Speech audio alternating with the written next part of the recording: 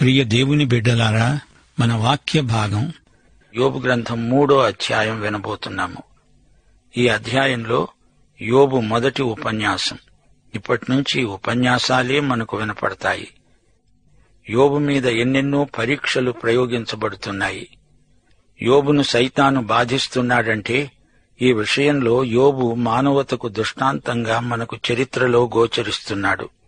మానవతపై, దేవునిపై కూడా సైతాను అపనిందలు ప్రచారం చేస్తున్నాడు. అందుకే అతనికి అపవాది అని, నిందల పిశాచం అని పేరు. అబద్ధాలకు జనకుడు అని అతనికి మరో బిరుదు. సైతాను దైవదోషకుడు. ఈ సైతాను ఒకప్పుడు దేవుడు అభిషేకించిన ప్రధాన దూత.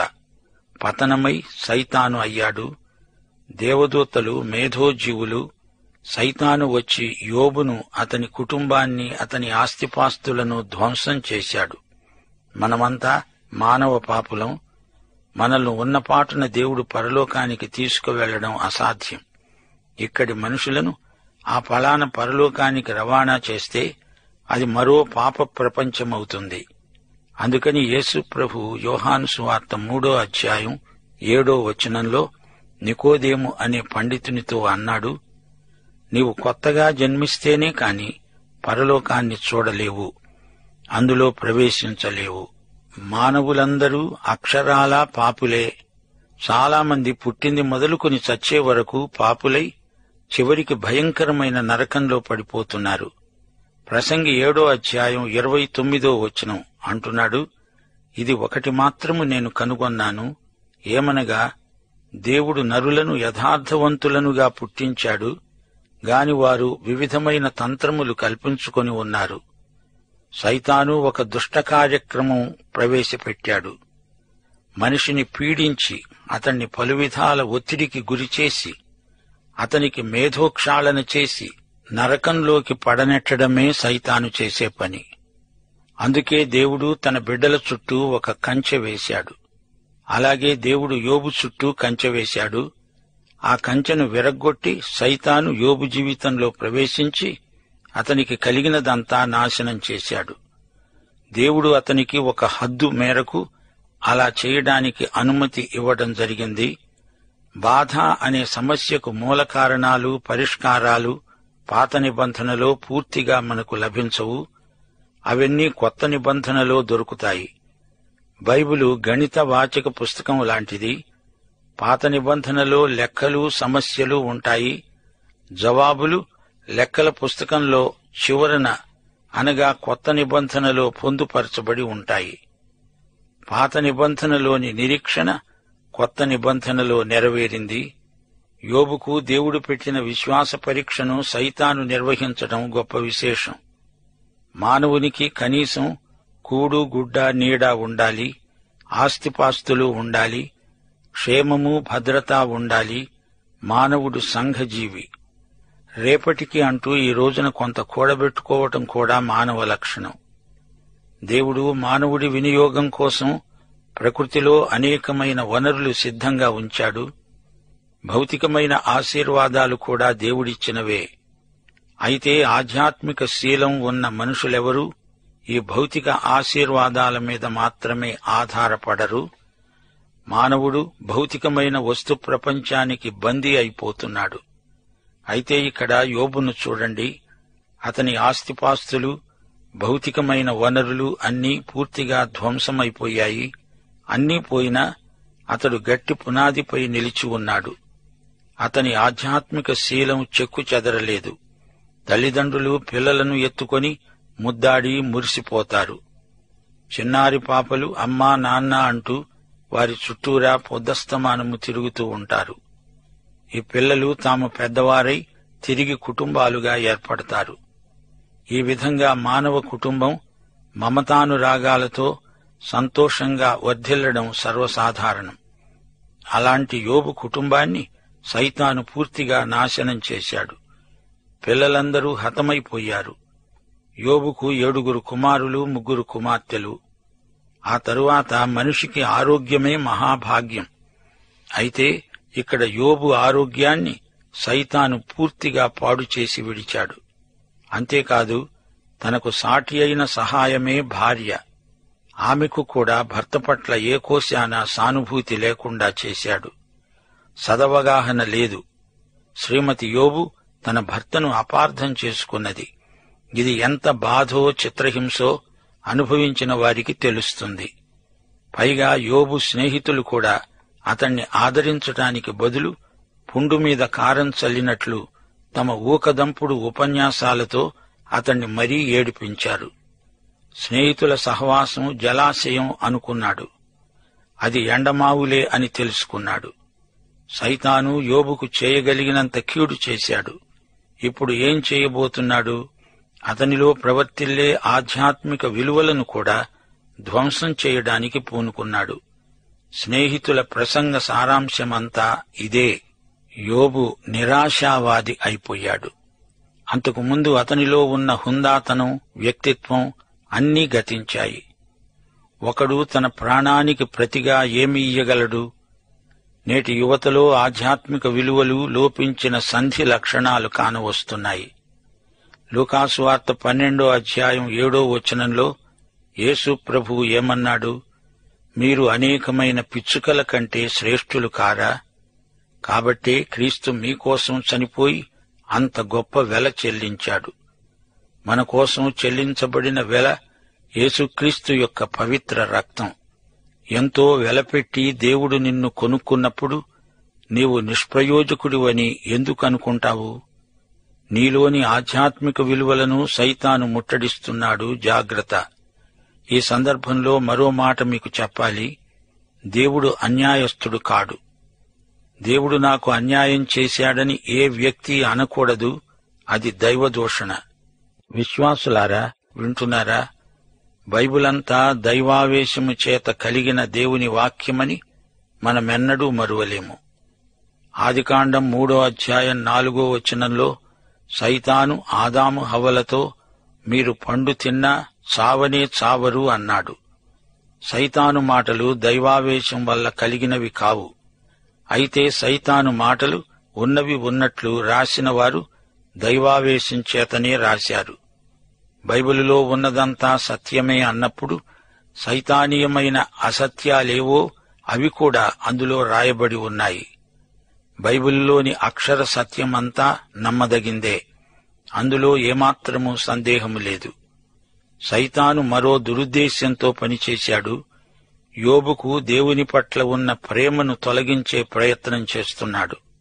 దేవుని ప్రేమ నుండి ఒక భక్తుణ్ణి వేరుచేసే సైతానీయ ప్రయత్నమిది.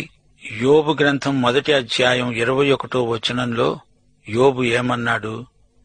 ఆ తరువాత 6వ అధ్యాయం 4వ వచనంలో తిరిగి ఆ యోబే ఏమంటున్నాడు? యెహోవా ఇచ్చాడు, యెహోవా తీసుకొని పోయాడు, యెహోవా నామమునకు స్తుతి కలుగునుగాక అన్న యోబే తిరిగి ఏమన్నాడు? సర్వశక్తుడైన దేవుని అంబులు నాలోకి చొచ్చాయి, వాటి విషాన్ని నా ఆత్మ పానం చేస్తున్నది. ఏమిటి యోబు ఇలా మాట్లాడుతున్నాడు? ఇది అతని మనస్సుపై సైతానీయ ప్రభావమే కాని మరేమీ కాదు. తిరిగి 9వ అధ్యాయంలో యోబు ఆక్రందన ఉంది. 33వ వచనం, మా ఇద్దరి మీద అనగా నా మీద దేవుని మీద చెయ్యి ఉంచదగిన మధ్యవర్తి మాకు లేడు. యోబు ప్రశ్నకు జవాబు 1 తిమోతి 2వ అధ్యాయం 5వ వచనంలో ఉంది. దేవుడొక్కడే, దేవునికి నరులకు మధ్యవర్తి ఒక్కడే, ఆయన క్రీస్తు యేసు అనే నరుడు. ప్రియ విశ్వాసీ, దేవునికి స్తోత్రం. నీకు దేవునికి మధ్య ఉన్న యేసు ఇంకా నరుడుగానే మనకు మధ్యవర్తిగా ఉన్నాడు. ప్రియులారా, ఇప్పుడు ఉపన్యాసాలు వినండి. 3వ అధ్యాయం నుండి 37వ అధ్యాయం వరకు అన్నీ ఉపన్యాసాలే. మొదట యోబు మాట్లాడతాడు, తరువాత ఎలీఫజు, అప్పుడు తిరిగి యోబు, ఆ పిమ్మట బిల్దదు మాట్లాడతాడు. యోబు అతనికి ప్రత్యుత్తరమిస్తాడు. ఆ తరువాత జోఫరు మాట్లాడితే యోబు జవాబిస్తాడు. 3 సార్లు వంతుల ప్రకారం వీరు మాట్లాడతారు. అయితే చివరికి జోఫరు 3వ ప్రసంగం చెయ్యనే లేదు. ఇవన్నీ వింటూ ఉంటే ఇదేదో వక్తృత్వ పోటీగా మీకు అనిపించవచ్చు. యోబు స్నేహితులు అతనితో 7 రోజులు కూర్చొని ఉన్నారు. అప్పుడు తన స్నేహితుల సునిశితమైన పరిశీలనకు తట్టుకోలేక యోబే మొదట మాట్లాడసాగాడు. యోబు 3వ అధ్యాయం 1వ వచనం. ఆ తరువాత యోబు మాట్లాడనారంభించి తాను పుట్టిన దినాన్ని శపించాడు. యోబు అన్నాడు, నా తల్లి గర్భద్వారాలను అది మూయనందుకు, నా నేత్రములకు అది బాధను మరుగు చేయనందుకు నేను పుట్టిన దినము లేకపోవునుగాక. మగబిడ్డ పుట్టాడని ఒకడు చెప్పిన రాత్రి లేకపోవునుగాక. ఆ దినము అంధకారమగునుగాక. పైనుండి దేవుడు దానిని ఎంచకుండునుగాక. వెలుగు దాని మీద ప్రకాశింపకుండునుగాక. చీకటి గాఢాంధకారము మరల దానిని తమ వద్దకు తీసుకొనుగాక. శ్రోతలు, యోబు ప్రసంగ ధోరణి గమనించారా? నా పుట్టుక పాడుగాను, ఛ నేనసలు ఎందుకు పుట్టాను అంట. ఇది స్వకీయ నింద. ఇలాంటి మాటలు మనలో నుండి కూడా వెలువడడం సహజం. తీవ్రమైన విసుగు, విసర్ధన దీనికి కారణం. మేఘము దానిని కమ్మునుగాక. పగులను కమ్ముకునే అంధకారము దానిని బెదరించునుగాక. సంవత్సరపు దినాలలో నేను ఒకదాన్ని అని అది హర్షింపకుండునుగాక. నా జన్మదినం లెక్కించబడకుండా ఉంటే బాగుండేది. ఉత్సాహధ్వని ఉండకుండునుగాక. అది అశుభదినమని ప్రజలు చెప్పుకొందురుగాక. పాములను ఆడించేవాడు నా జన్మదినాన్ని శపించాలి. సంధ్యానక్షత్రాలు ఆ వేళలో అంధకారమయమైపోవాలి. పుట్టగానే నేను చచ్చి ఉంటే, గర్భము నుండి బయటికి వస్తూనే ప్రాణం విడిచి ఉంటే ఎంత బాగుండేది. మోకాళ్ల మీద నన్ను ఉంచుకుని నా తల్లి నాకు స్తనాలను కుడిపించిందెందుకు? ప్రియులారా, యోబు తనను తానే శాపనార్థాలు పెట్టుకుంటున్నాడేమిటి? మామూలు మాటలు కావు, కవిత్వంలో తనను తాను తిట్టుకుంటున్నాడు. నా పుట్టుకే శాపగ్రస్తం అంటున్నాడు. పుట్టి పెరిగి ఇంత వయస్సు వచ్చాక నా పుట్టుక పాడుగాను అంటే ఏమి లాభం? తన పుట్టుకను శపించుకున్నంత మాత్రాన అది రద్దవుతుందా? కాదు. తన లోపల ఉన్న నిరాశా నిస్పృహలను ఈ మాటల్లో వ్యక్తం చేస్తున్నాడు. అంటున్నాడు, నేను పుట్టగానే చచ్చి ఉంటే హాయిగా ఉండేది. నా సమాధి మీద స్తూపం కట్టించి ఉండేవారు. ఆ శాశ్వత నిద్ర నాకెంతో హాయిగా ఉండేది. చరిత్రలో నా పేరు అలా నిలిచిపోయేది. అధిపతులతో, ఐశ్వర్యవంతులతో వారి సరసన నిద్రిస్తూ ఉండేవాణ్ణి. 16వ వచనం. అకాల సంభవమై కంటబడక ఉన్న పిండము వంటివాడనై లేకపోయి ఉండేవాణ్ణి గదా. మరణం అందరినీ సమానంగా పడుకోబెడుతుంది, ఏ భేదమూ చూపదు. అక్కడ దుర్మార్గులు ఇక శ్రమపరచరు. బలహీనులై అలసిన వారు విశ్రాంతి చెందుతారు. బంధింపబడిన వారు కార్యనియామకుల శబ్దము వెనక ఏకముగా కూడి విశ్రమిస్తారు. అల్పులేమి ఘనులేమి అందరూ అక్కడ ఉన్నారు. యోబు పాడిన విషాద గీతమిది. ఈ కష్టాల నుండి గట్టెక్కే దారే లేదని వాపోతున్నాడు. చావైనా వచ్చి ఉంటే అక్కడైనా ప్రశాంతంగా ఉండేవాణ్ణి గదా అనుకొని తన పుట్టుకే వ్యర్థం, అనర్థకం అంటూ తనను తాను నిందించుకుంటున్నాడు. చస్తే ఈ బాధలు తప్పేవి గదా. అక్కడ దాసులు తమ యజమానుల వశము నుండి తప్పించుకొని స్వతంత్రులై ఉన్నారు. దుర్దశలో ఉన్న వారికి వెలుగెందుకు? దుఃఖాక్రాంతులకు జీవమెందుకు? వారు చావునే కోరుకుంటారు. దాచబడిన ధనము కొరకైనట్లు దానిని కనుగొనడానికి వారు లోతుగా తవ్వుతున్నారు గాని అది వారికి దొరకటం లేదు. ఈ బతుకు కంటే చావే మేలనిపించింది. 22వ వచనం. సమాధికి చేరేటప్పుడు వారు హర్షించి బహుగా సంతోషిస్తారు. మరుగుపడిన మార్గము గలవానికి, చుట్టూ దేవుడు కంచెవేసిన వానికి వెలుగెందుకు? భోజనానికి మారుగా నాకు నిట్టూర్పు కలుగుతున్నది. నా మొర్రలు నీళ్లవలే ప్రవహిస్తున్నాయి. 25వ వచనం. ఏది వస్తుందని నేను బహుగా భయపడ్డానో అదే నాకు సంభవిస్తున్నది. నాకు భీతి పుట్టించినదే నా మీదికి వస్తున్నది. నాకు నెమ్మది లేదు, సుఖము లేదు, విశ్రాంతి లేదు. నాకు శ్రమే సంభవిస్తున్నది. మరణం యోబు దృష్టిలో భూగర్భశాస్త్ర పరిశోధనలాగా కనిపిస్తున్నది. తాను ఎంతో సంపన్నుడు, ఊజు దేశంలో పేరు మోగిన ఐశ్వర్యవంతుడు. అయితే నా మీదికి ఏమి కీడు వస్తుందో అని భయపడ్డాను, చివరికి అదే నా నెత్తిమీదికి వచ్చింది అని వాపోతున్నాడు. ఈ రోజుల్లో ప్రజలలో భవిష్యత్తును గురించిన ఆందోళన ఎక్కువగా ఉంది. ఎవని మనస్సు యేసు ప్రభువు మీద ఆనుకొని ఉంటుందో వానికే పూర్ణశాంతి. ప్రియ సోదరుడా, సోదరి, యోబును అపార్థం చేసుకోకండి.